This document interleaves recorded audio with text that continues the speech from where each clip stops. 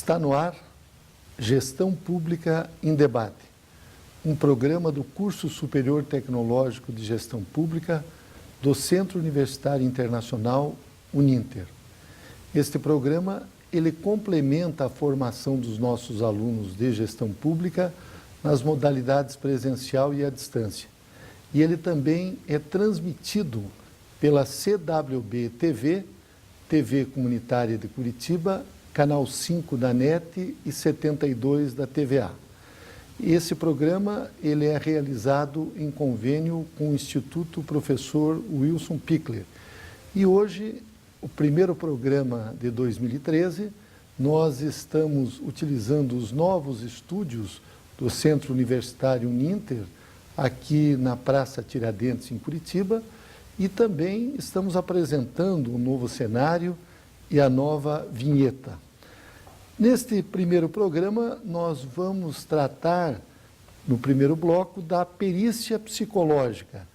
E para isso nós convidamos o Dr. Rodrigo Soares Santos, ele que é psicólogo forense, ele tem mestrado em avaliação psicológica, é professor do curso de Psicologia e de Direito da FAI, também é professor do curso de Direito da Universidade Positivo. E, professor Rodrigo, em primeiro lugar, eu quero agradecer a sua presença. Também, é um prazer. Obrigado, a sua presença em Gestão Pública em Debate. E eu gostaria, vamos iniciar por um tema que sempre é um tema que preocupa as pessoas, que diz respeito às perícias psicológicas em casos que envolvam crianças, envolvam adolescentes, enfim, nesses casos mais conhecidos como pedofilia. Como é o procedimento dessas perícias e como consegue-se chegar ao criminoso que age nesta área? Professor, muitas vezes a perícia psicológica ela vai ser a única prova no processo, porque muitas vezes o ato sexual inadequado ele não deixou provas, ou aquele adolescente que vinha sofrendo abuso desde criança, ele já tem uma vida sexual ativa e daí ele fala sobre aquela questão. Então, muitas vezes você não vai ter outras provas, outras testemunhas, exame de corpo de delito, material que fica em lençol na criança, não vai ter nada disso.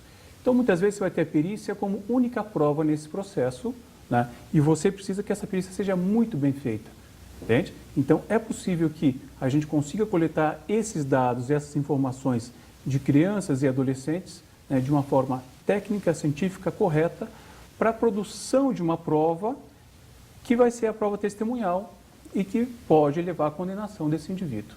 Certo? Professor Rodrigo, eu gostaria que o senhor situasse, o senhor falou que às vezes um adolescente ele tem, já manteve relações sexuais, ele tem um comportamento sexual ativo. E como é que nós classificaríamos? Os adolescentes vão de 14 a 18 anos, as crianças abaixo de 14. Como é que você faz essa classificação através da legislação e principalmente dos... Criança é até 12 anos, até 14 anos, e a partir daí já é o adolescente. Mas pela Organização Mundial da Saúde, a adolescência hoje já começa aos 10, 11 anos de idade, dependendo do estímulo que essa criança tem e da exposição.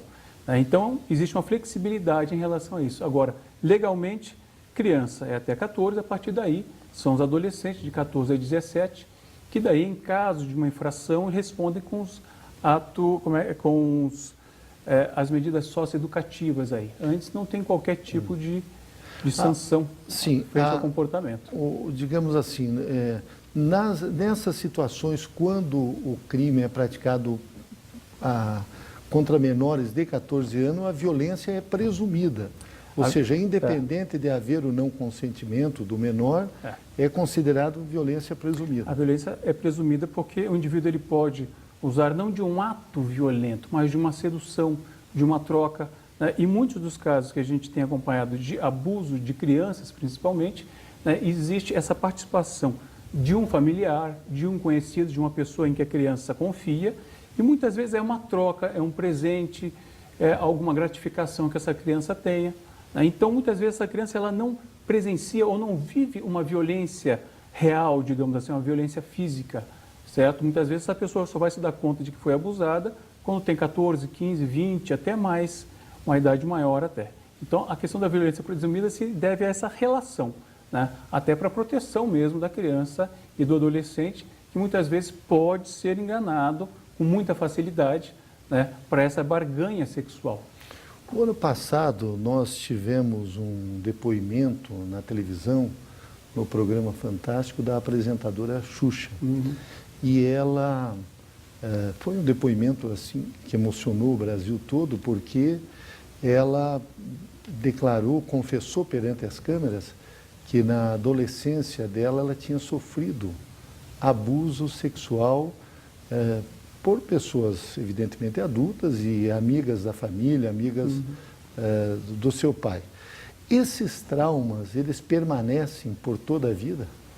Existem pessoas que conseguem dar conta dessa situação, entende? Eu já atendi pessoas assim, né? E existem pessoas que passam por uma questão de violência muito intensa e essa recuperação ela é mais lenta, mas um tratamento bem feito pode fazer com que esse indivíduo ele se recupere, pelo menos parcialmente, e volte a ter uma vida sadia, uma vida adequada, né? O que acontece muitas vezes é o seguinte: a pessoa é envolvida nessa violência, não tem um tratamento adequado, não tem um apoio psicológico, às vezes fornecido pelo próprio Estado para esse indivíduo, e essa sequela ela pode fazer com que o indivíduo tenha uma série de problemas durante a sua idade adulta, depressão, ataques de pânico, questões relacionadas à autoestima. Em alguns casos, o indivíduo ele pode reproduzir esse abuso, dependendo de algumas questões, ele pode chegar a reproduzir isso aí.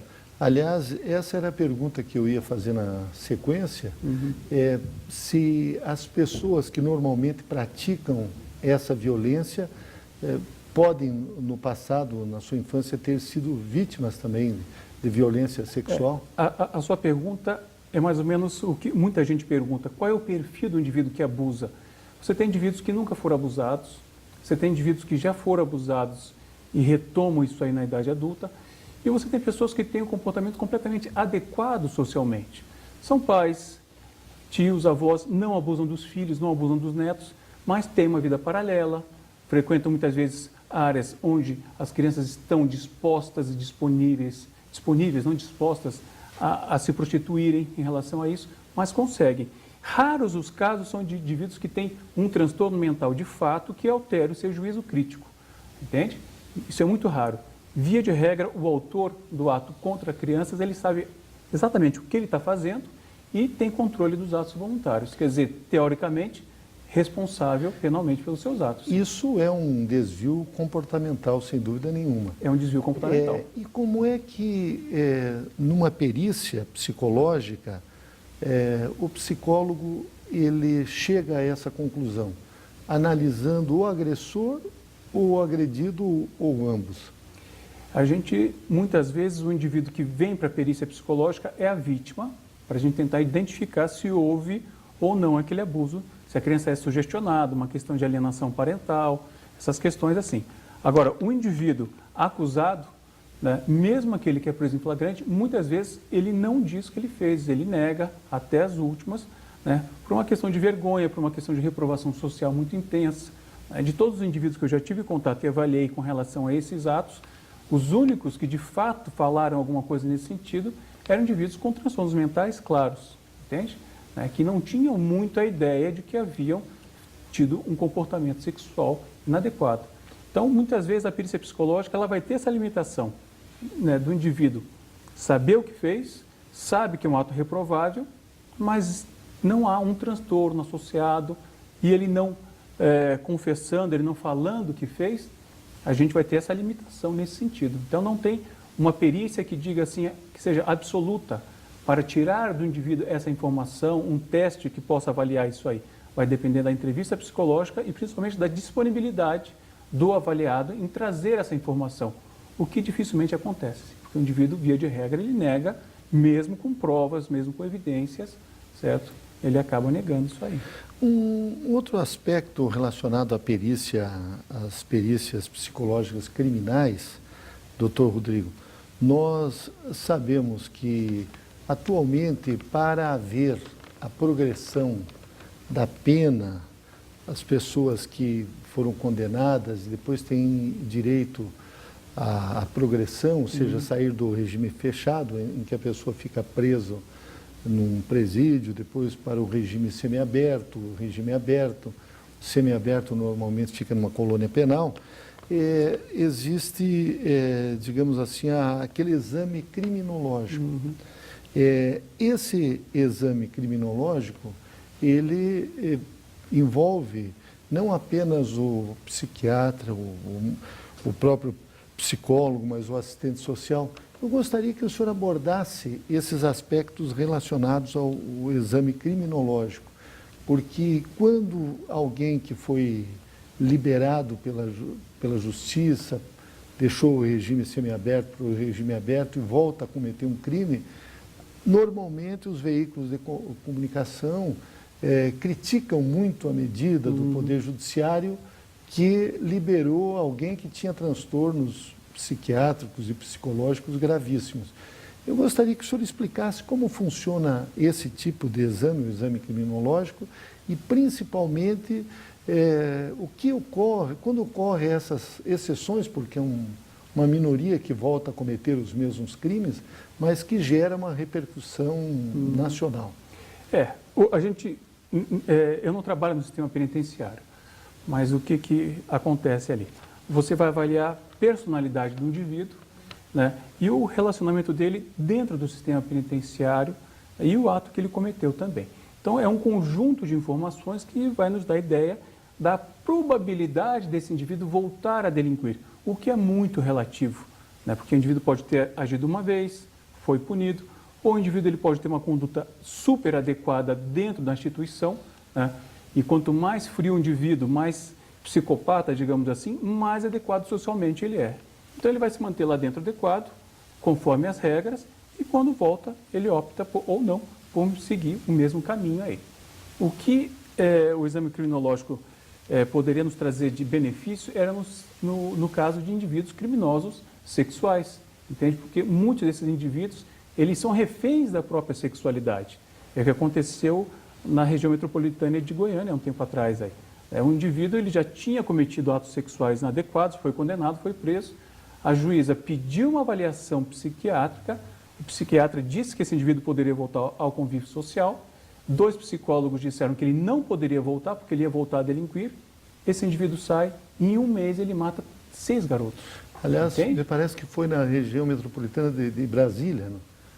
Eu acho que foi em Goiás, não sei. No entorno de Brasília. Por ali, Em um mês ele matou 6 garotos, quer dizer, certo. Uma avaliação psicológica bem feita pode nos dar um indicativo que esses 2 profissionais acharam, entende? O indivíduo, talvez descontrolado na sua sexualidade, sem tratamento adequado, entende? Volta ao convívio social largado, a probabilidade talvez seja grande. Então, essa questão de probabilidade é muito flexível e vai depender das condições mentais do indivíduo e da conduta dele dentro da penitenciária. O senhor é um especialista em contestações de perícias. Os peritos, de um modo geral, na área de avaliação psicológica, também cometem muitos erros? Eu prefiro falar da minha experiência e da minha amostra em relação a isso. Então, meu principal trabalho ele é de contestação de avaliações psicológicas, né? Então, algumas avaliações são muito bem feitas, algumas avaliações têm seus deslizes, e algumas avaliações são muito mal feitas e você tem aquelas que são claramente fraudadas, entende? O indivíduo vai lá, paga o profissional para produzir aquele laudo psicológico, geralmente vinculado a um abuso sexual, que emerge muitas vezes nos processos da vara de família, sem qualquer outro tipo de prova. Então, o que tem acontecido muitas vezes é isso aí.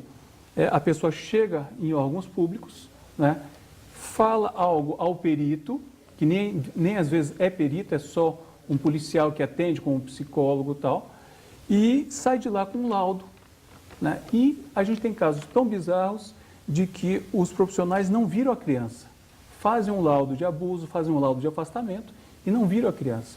Eu tenho um laudo agora de 2013, janeiro de 2013, né, de um profissional ligado à área da vara de família, Eu tomo muito cuidado para não dizer que é a vara de família, mas alguns profissionais que prestam serviço, em que ela emite um laudo sugerindo que o pai fique afastado do filho, certo? Mas ela não viu a criança, ela não avaliou a criança. Como é que ela chega nesse resultado? Conversou com o pai, conversou com a mãe, não viu a criança e pegou como base um laudo que veio lá do NUCRIA, mal feito. Então, nesse caso, eu contestei 4 perícias, né, e um laudo que veio de um profissional, né, que presta serviço ao NUCRIA, não sei se é concursado ou não, sem qualquer fundamento técnico. E daí você pega aquilo ali, é uma prova. Aqui no Brasil a gente tem a prova testemunhal muito forte, certo? Só que sem base técnica científica. Então a pessoa vai lá, conta uma história, entende? E o psicólogo relata e associa aquilo ali a abuso, ou a uma suspeita de abuso, ou um indicativo de abuso. E você, na simples acusação de abuso, você já destrói a carreira muitas vezes do indivíduo. Tem casos de pais que estão há 2 anos sem poder ver os filhos por causa de um laudo sem fundamentação técnica, mas é uma prova fundamental, né, em que juízes e promotores assumem aquilo ali como verdade, já que foi produzida tecnicamente, teoricamente por um técnico, mas se você for olhar nas entrelinhas, ela não se sustenta, né, porque não foi feito como deveria. E, como nesse caso que eu falei, tem casos em que a perita não viu a criança. Como que ela emite um laudo psicológico relativo a um abuso positivo, né, sem ter visto a criança? Isso acontece com uma frequência gigantesca. Então, qualquer indivíduo que tem processos e laudos psicológicos deve ir ao Conselho de Psicologia, tem a Comissão de Orientação e Fiscalização, que trabalha de uma maneira séria, para ver qual é a veracidade desse documento aí. Uma última pergunta, professor Rodrigo, diz respeito à avaliação psicológica em concursos públicos. Uhum. Nós sabemos que muitas pessoas são desclassificadas em concursos porque tiveram uma avaliação psicológica e essas avaliações também podem ter problemas, conterem erros. Existem grandes instituições como a FGV, como a Fundação Carlos Chagas, que tem uma equipe que prepara bem essas avaliações, certo? Agora, o que a gente tem visto muitas vezes são avaliações psicológicas para concursos locais que são mal feitas e você não consegue, de fato, saber se aquele candidato tem um perfil para aquele cargo. Como eu estava falando, como a gente estava conversando antes aqui. Nesse da Polícia Militar, né, agora há pouco tempo. Aqui do Paraná, certo? O instrumento que foi aplicado naquela avaliação psicológica era um instrumento para o contexto de trânsito, nunca para seleção pessoal. Se os profissionais envolvidos nessa avaliação tivessem lido o manual, na primeira página aparece isso, que aquele teste é para ser usado no contexto de trânsito e não no contexto de seleção de pessoal. Então, todos os profissionais, policiais militares que submeteram essa avaliação psicológica nesse procedimento, né, eles podem ir ao Conselho de Psicologia para denunciar esses profissionais, para que eles sejam inquiridos a explicarem esse contexto. Mas suas avaliações psicológicas nesse contexto, elas não se sustentam tecnicamente. Nós temos o teste psicotécnico, que é feito nas pessoas que tiram a primeira vez a carteira de motorista. O que aponta esse teste? Nós sabemos que hoje o trânsito é uma das áreas mais graves em termos de acidentes, de crimes mesmo do trânsito. Tem muitas pessoas que são impedidas de dirigir em função de não serem aprovadas no teste psicotécnico? Uma coisa é a pessoa ser impedida de dirigir porque não foi aprovada no teste, e outra coisa é a pessoa ser impedida de dirigir porque não tem condições mentais.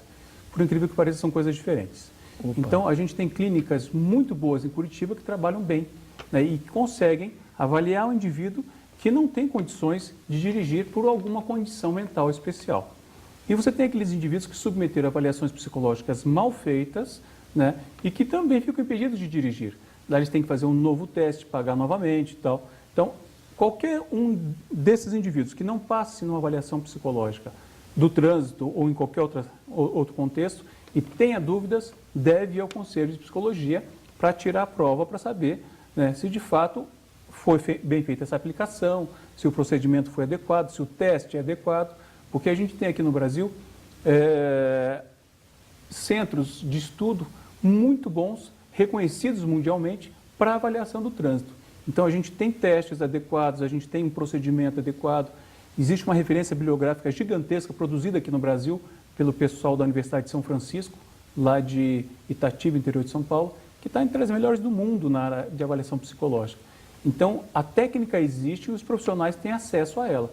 Se não fazem, então eles têm que ser responsabilizados por isso, né? Mas não existe assim um ponto de corte na avaliação do trânsito para você dizer qual é o indivíduo com a pontuação X ou Y, né? Existe um conjunto de informações que a avaliação psicológica como um todo vai nos dizer se aquele indivíduo pode, naquele momento, dirigir ou não.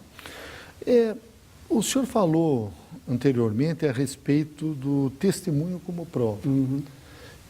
Nós sabemos que, aliás, nos meios jurídicos, um termo que se usa é de que a prova testemunhal é a prostituta das provas. Então, mas como é que o psicólogo, numa avaliação, numa perícia psicológica, ele consegue desmontar esta prova testemunhal, que muitas vezes tem um valor importante na decisão do magistrado? Principalmente quando o psicólogo percebe que aquela testemunha foi sugestionada ou é sugestionável. Que é um caso muito interessante, o caso do goleiro Bruno agora. Quem vai depor é o primo dele. A entrevista que esse rapaz deu ao Fantástico mostra como ele é sugestionável, como ele é confuso nos seus pensamentos e organização das suas ideias. Ele se contradiz diversas vezes. Pode ser que ele esteja mentindo, pode ser que sim, mas pode ser que não. Pode ser que você tenha uma testemunha cujo estado mental, cuja condição mental seja sugestionável. Quando a repórter pergunta para ele se de fato o goleiro Bruno não sabia que a Elisa seria sequestrada, o que ele fala? Não tem como ele não saber. Por aí você percebe como o indivíduo é sugestionável. Agora, veja, é a testemunha-chave. Talvez seja essa testemunha que condene o goleiro Bruno, seja ele culpado ou não. Então, no meu entendimento, todo juiz, todo promotor deveria ter um assistente técnico do lado para ver qual é o valor probatório dessa testemunha, porque muitas testemunhas são sugestionáveis, influenciáveis ou, né, estão ali mentindo de fato. O testemunho, de fato, é uma prova muito frágil, mas, infelizmente, aqui no Brasil ela tem um peso gigantesco, né? Um outro aspecto, o doutor Rodrigo, diz respeito às falsas memórias. Ou seja, que a pessoa acha que lembra daquele fato, que tem aquele conceito, mas aquilo ele não vivenciou. Nos explique o que são essas falsas memórias.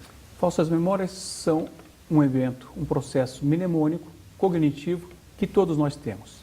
Essas pequenas confusões que nós fazemos, se a gente deixou o óculos num lugar ou no outro, a gente lembra de alguma coisa que a gente não viveu ou não foi exatamente assim, no dia a dia não faz a menor diferença. Mas muitas vezes você testemunha de um fato que você vivenciou durante 3, 4 segundos, um acidente de trânsito, um atropelamento, um tiro, um assalto, alguma coisa assim, e você vai pegar essas informações e vai, né, guardar essas informações. Qual é o risco disso?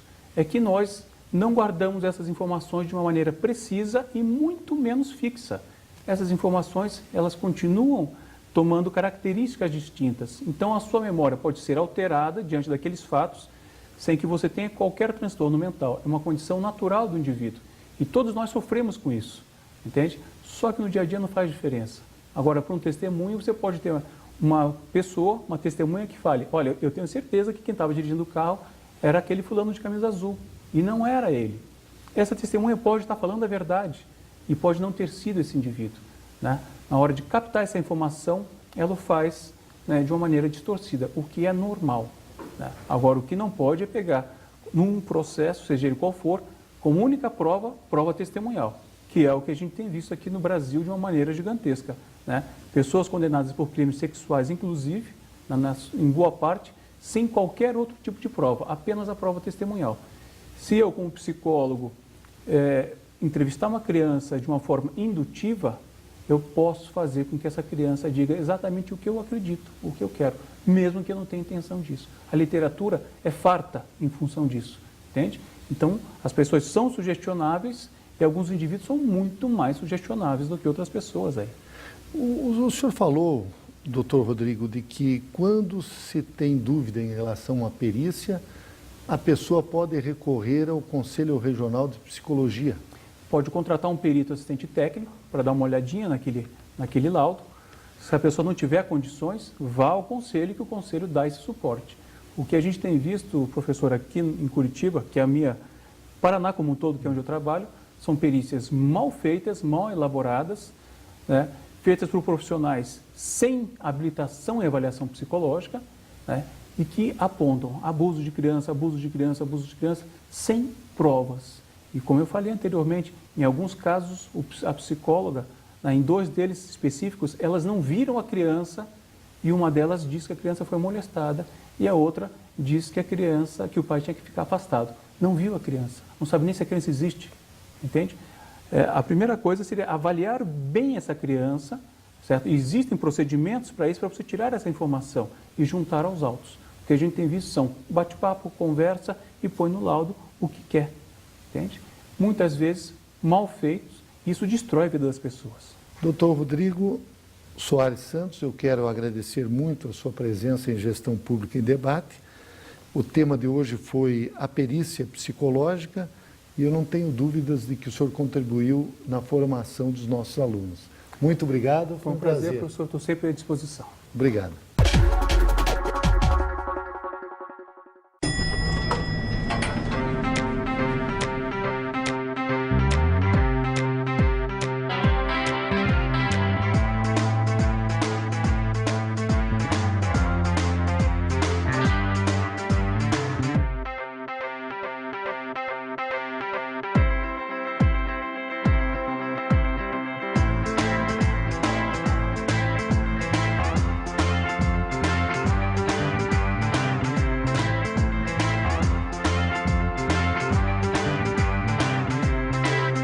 Deitado eternamente em berço esplêndido, ao som do mar e à luz do céu profundo. Fulguras ao Brasil, florão da América. Iluminado ao sol do novo mundo. Do que a terra mais garrida. Teus risonhos lindos campos têm mais flores. Nossos bosques têm mais vida. Nossa vida em teu seio mais amores. Assine a petição pela lei do desmatamento zero. Eu assinei. E eu também assinei. Eu assinei. abrace essa causa. Assine.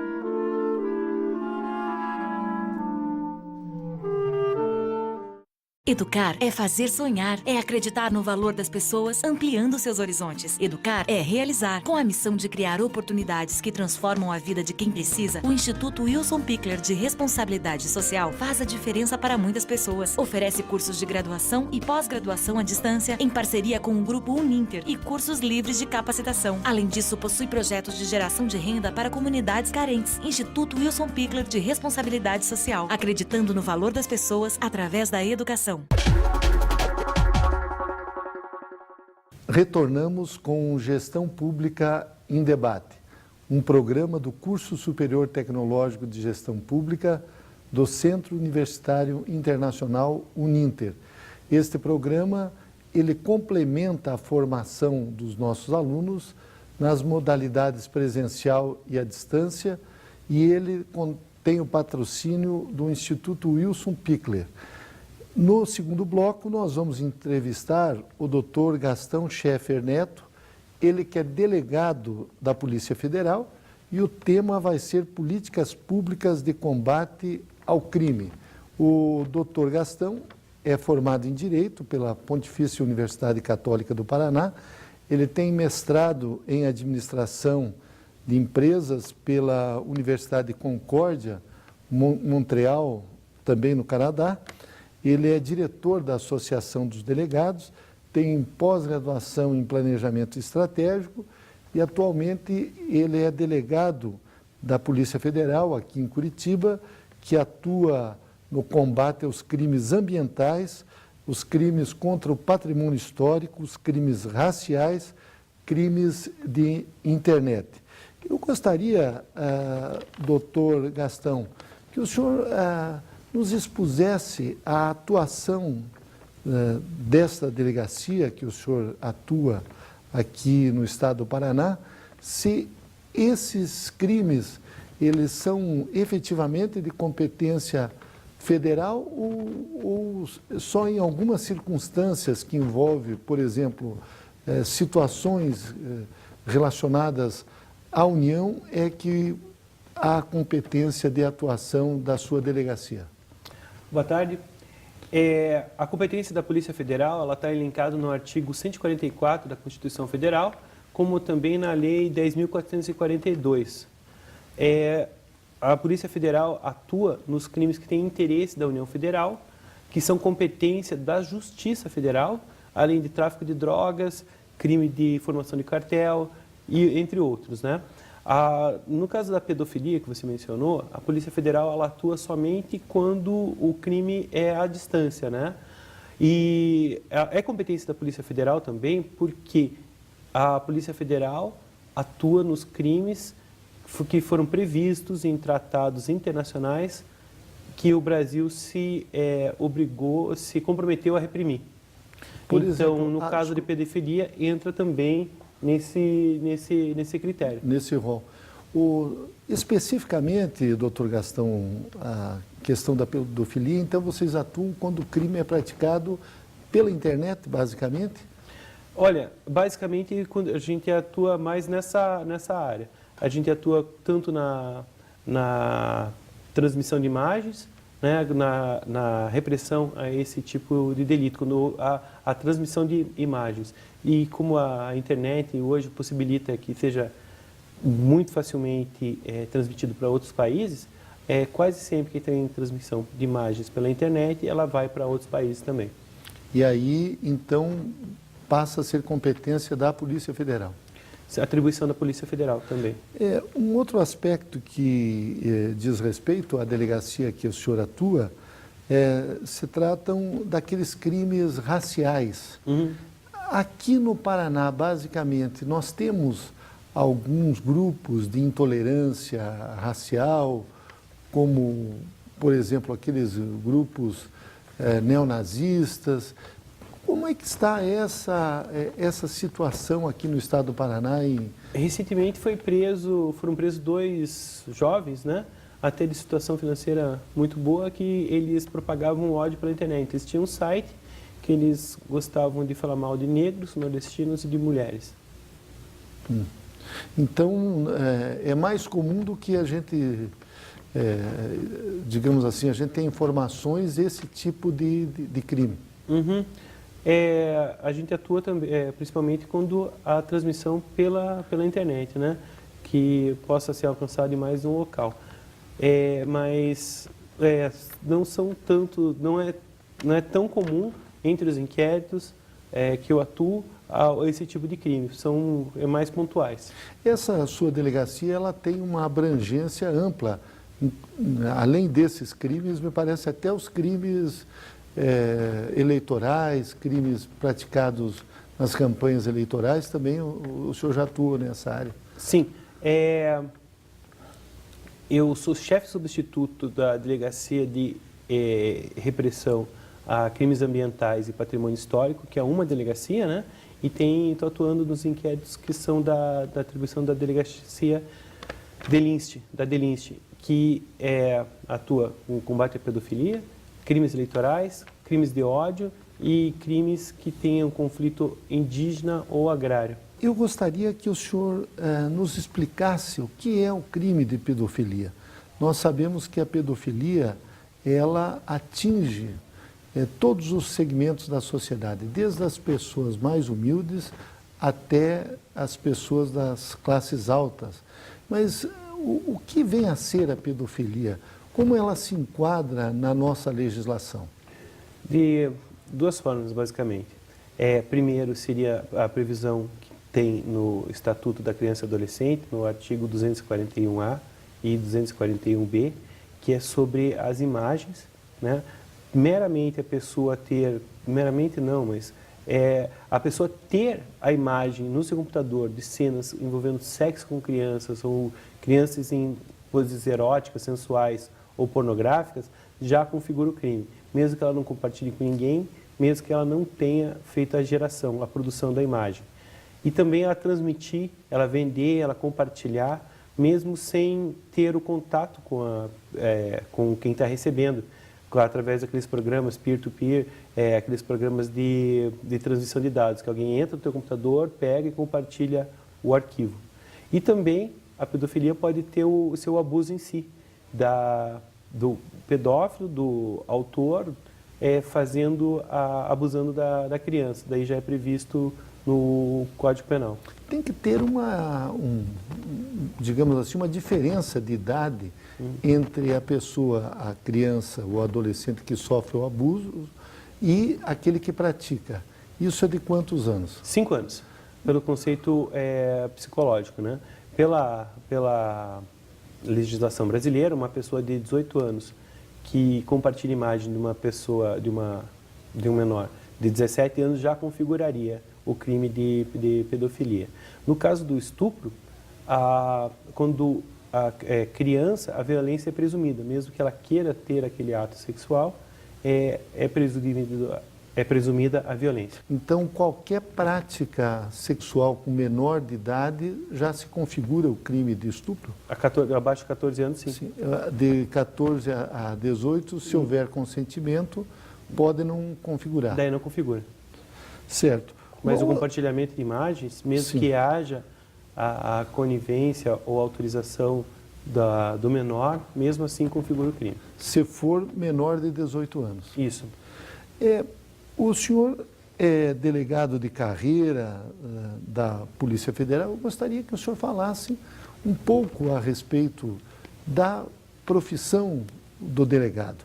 Nós sabemos que há um debate a nível nacional, atualmente, que é uma proposta de emenda constitucional. Essa proposta, ela recebeu o número de PEC 37, proposta de emenda constitucional número 37, e que ela estabelece que os delegados de polícia têm prioritariamente o poder de investigação policial. Hoje nós sabemos que o Ministério Público, ele também, em alguns casos, ele age, ele faz a investigação policial. Eu gostaria que antes o senhor falasse um pouco a respeito da carreira do delegado. Nós estamos em todo o Brasil e a gente sabe que em cada município brasileiro deve ter no mínimo um delegado de polícia. Nem todos têm, mas digamos assim, na teoria deveria ter. Então, o senhor falasse um pouco dessa carreira. Nós vemos muitos jovens entrando para a carreira policial, principalmente de delegado. O senhor ainda é um delegado muito jovem. Pudesse falar,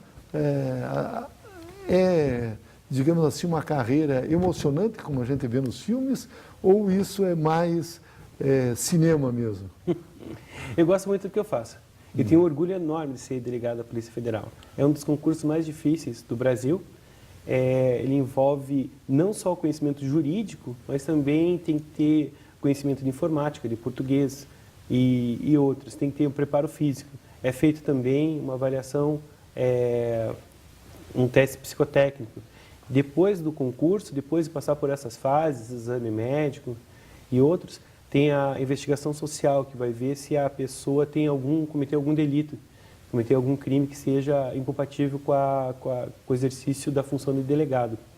Ainda tem uma segunda fase do concurso, que é uma academia, que a gente fica 4 meses em regime de internato, não importa a idade da pessoa, agora é o regime de internato obrigatório.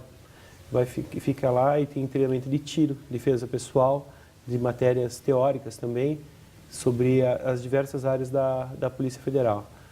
Ao final do concurso, de acordo com a sua classificação, você pode escolher a tua lotação e que é o lugar que você vai trabalhar nos próximos anos. Hoje a Polícia Federal ela tem delegacias não apenas nas capitais, mas em muitas cidades do interior do Brasil. Sim. Praticamente ela está distribuída em quase todo o território nacional. Sim, a gente tem em diversas cidades, mas ainda não está longe de ser em todo o território nacional. A tendência é que onde haja uma vara da Justiça Federal, haja também uma delegacia, mas isso é uma coisa mais a longo prazo. Ainda falta bastante delegado, a gente tem uma carência, né? Devido ao número de aposentadorias que tem ocorrido, falta delegado em diversos locais. É uma carreira estressante porque recentemente nós lemos algumas reportagens que apontaram um elevado número de suicídios na Polícia Federal, principalmente no ano de 2012, que já estava até preocupando a direção, o diretor-geral e setores. É uma carreira estressante trabalhar na polícia? Sim, tem um certo estresse que envolve a natureza do cargo. Além de acumular diversas investigações, quando a gente vai lavrar um flagrante, a gente tem que decidir na hora. A gente tem que decidir naquele momento qual que é a tipificação penal, se a pessoa vai ficar presa ou não. Se vai responder em liberdade, se é um caso de arbitrar fiança pela própria autoridade policial ou não. É diferente da magistratura, que o juiz pode decidir com calma, levar alguns dias para decidir. No caso do flagrante, por exemplo, a gente tem que decidir naquele momento. Sobre o suicídio que você falou, exatamente. Infelizmente a gente perdeu um colega ano passado, aqui em Curitiba, que atentou contra a própria vida. Isso em função do estresse da própria profissão? Eu acredito que ele tivesse outros problemas pessoais também que o levaram a cometer esse ato bárbaro. Então, e qual a sua opinião a respeito desta PEC, que eu falei há pouco, a PEC 37, que ela estabelece como exclusivo da polícia, ou seja, do delegado de polícia, a investigação criminal? E não como ocorre hoje, em que o Ministério Público, em algumas ações, ele também ele exerce essa capacidade de investigar. Uhum. A PEC 37 está trazendo uma polêmica muito grande, porque muitas pessoas acham que quanto mais gente investigar, melhor. Só que isso não é verdade. Cada órgão no Brasil tem a sua função, tem a sua atividade. A gente separa o Estado juiz, do Estado acusação, do Estado investigação.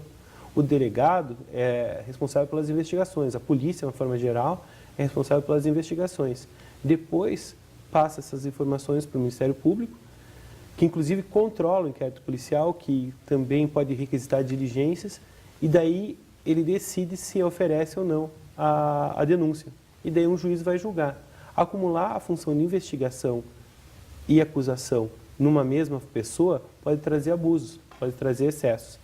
Eu sou diretor da Associação dos Delegados de Polícia Federal, que é favorável à PEC 37. E não é bairrismo, não. Olha só, na polícia a gente tem um corpo que é responsável por fazer investigações. Fazer uma investigação não é só você ouvir pessoas e requisitar documentos, também tem escuta, também tem campana, também tem perícia. E o Ministério Público não tem um quadro para isso. Não tem um quadro responsável que possa, não tem um quadro adequado que possa fazer esse tipo de investigação geral. Nós temos observado, doutor Gastão, que em alguns casos de grande repercussão na mídia, o Ministério Público atua, ele passa a investigar. Mas aqueles casos corriqueiros, por exemplo, que envolvam, vamos pegar aí, Lei Maria da Penha, furtos, esses casos parece que a gente não observa a atuação. Não nota nenhum interesse de investigação. Também isso é um outro problema, que não tem regulamentação nenhuma sobre o que o Ministério Público deve investigar. Se tem quais crimes que eles deveriam. Recentemente teve um voto no STF sobre quais seriam as competências? Isso, que seriam, que até parece bem coerente. Seriam 3, basicamente. Primeiro, quando o Ministério Público está investigando seus próprios membros. Isso ele teria competência para investigar? Sim. Segundo a decisão do Supremo, então? Isso. Ainda está sendo analisado, teve um voto nesse sentido. A segunda seria quando os crimes cometidos por policiais. E terceiro, se ele requisita a instalação de inquérito e a autoridade policial não instala. Então, daí ele teria uma competência suplementar. Mas com a PEC 37 vai ser privativo das polícias a investigação.